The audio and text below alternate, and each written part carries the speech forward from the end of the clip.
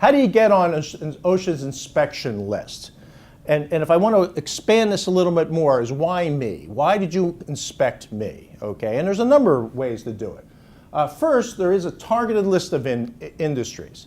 Very interesting thing about industries, and they target the list based on what is statistically being high hazard.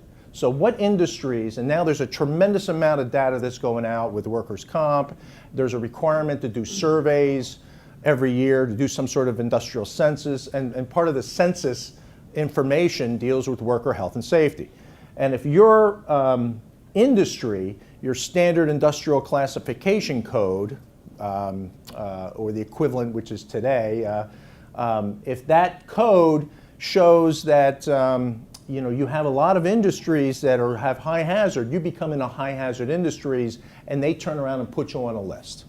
And these are targeted lists, and they go after these. And they do publish every year, not just national target lists, but also regional and even area office target lists. What are they looking for? For example, the one in North Jersey, we're looking at the embroidery industry, which is pretty unique to that part of the area. They put that as a target because they found out that little industry, which was concentrated in the Bergen County,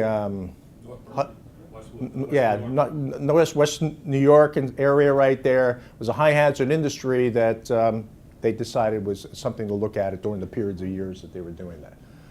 Same thing with unusually high reported injury and illness rate. You do have to self-report. A lot of you have to do census every year, and they threaten you if you don't get it in.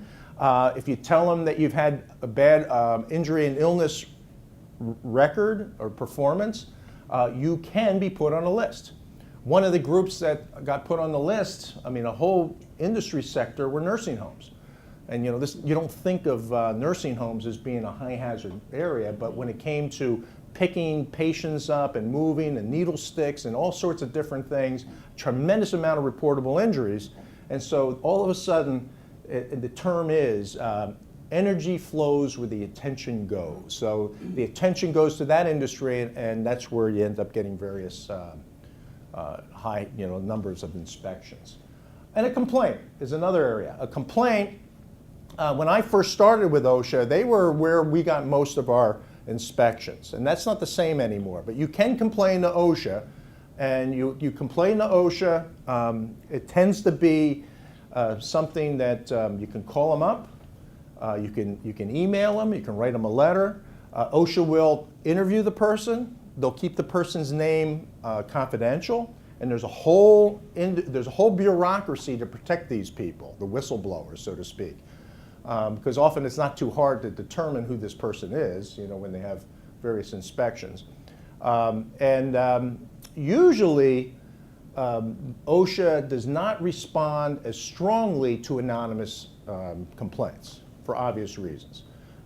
They want somebody to say who they are and what they are, and they will respond. And they'll respond in two ways. They'll either start as an inspection, and the law says they cannot give any notification for the inspection. They have to just arrive unannounced. Or they can write a letter.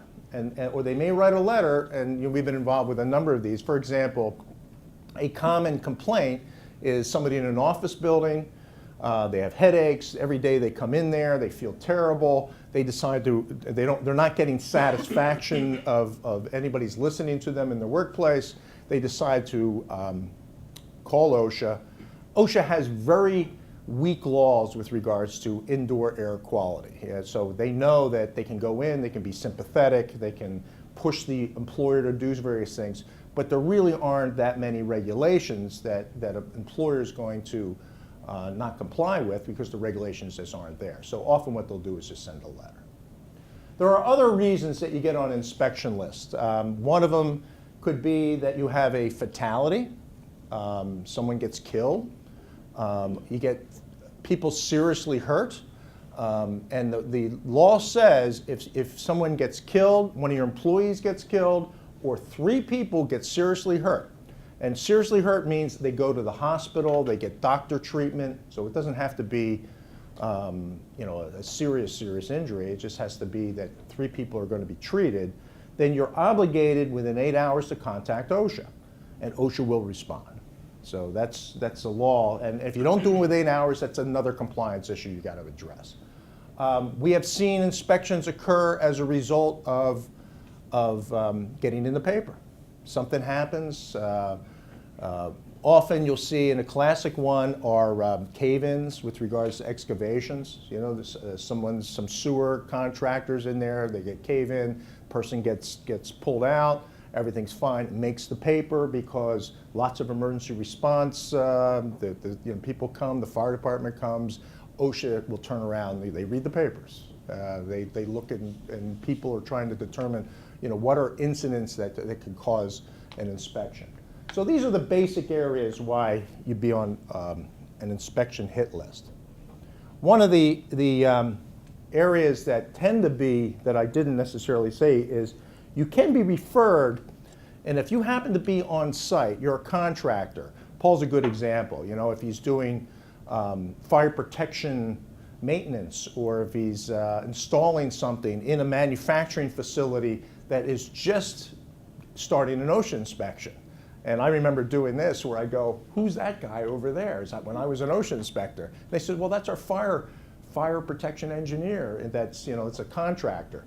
Well, I would turn around because I say I could start that inspection, and OSHA inspectors, like anyone else, are judged by how many inspections they do. So I can nail a couple people in one shot. So it's possible. It's possible when you are in a facility that if there are inspections, it doesn't have to be OSHA either. If there are inspections, at least be cognizant that inspection can be broadened to include you if you happen to be doing something you shouldn't be. All right, so let me talk a little bit exactly what is an inspection and or what is a visit here. Here's an OSHA compliance officer, and typically what happens is this: you have a compliance officer show up unannounced, and they have credentials, they have a notebook, usually a government-issued attaché case, and they give you a reason. I mean, you have due process. They give you a reason. We are here because you are on the high hazard list. We are here because your records show that you have a high incidence rate. We're here because of a complaint. And they'll sit down and start the paperwork, and the inspection starts. And their inspection, their procedure is to tell you what they're looking for, what they're trying to look for, and then they start to walk through your facility. So the whole process can seem very benign, so to speak, but these are government inspectors that their goal is to find violations, and their goal is to give citations if indeed these violations are held up. So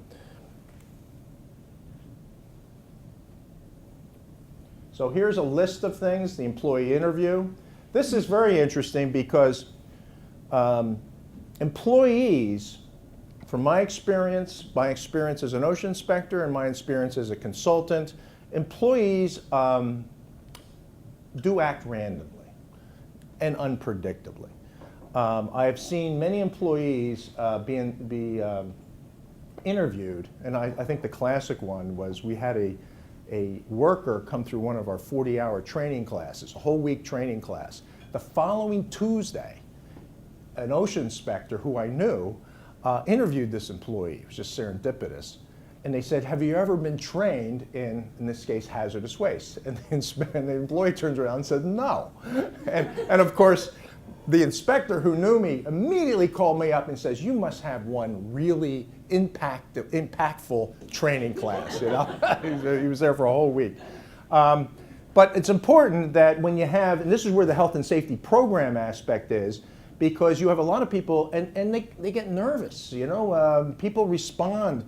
I've had them where they can't even remember their name, and they get asked questions. And so from a compliance standpoint, you want to make sure that you not just have programs that tell you what to do and whatever the process is that we're going to talk about, but you also have documentation. You also have something that shows that this person understands. And these are tests. These are performance things. So there's a whole process. And that's part of the defensibility, because if you have to defend yourself, you're just not going to have the notebook on the area and says, yeah, where's our safety manual right there. Part of the nature of OSHA is, well, you got your safety manual. We're going to go look and see if people have any sort of understanding, or if there's any sort of performance that kind of is impacting or has been impacted by that manual. A site tour, a document review. Some of the things I always look for as document review are accident and injury records. The law states that every year you have to put together an OSHA form, an OSHA 300 they call it, where you actually write down all the accidents that occurred. You know, John Smith had an accident on this day, and there's a bunch of classifications. You have supporting paperwork, often workers' comp paperwork with this, and at the end of the year you have statistics. You write your statistics. So it's a record-keeping requirement. Plus, you have to post these February 1st for 30 days. Or is it 28 days? I don't know, maybe the month of February.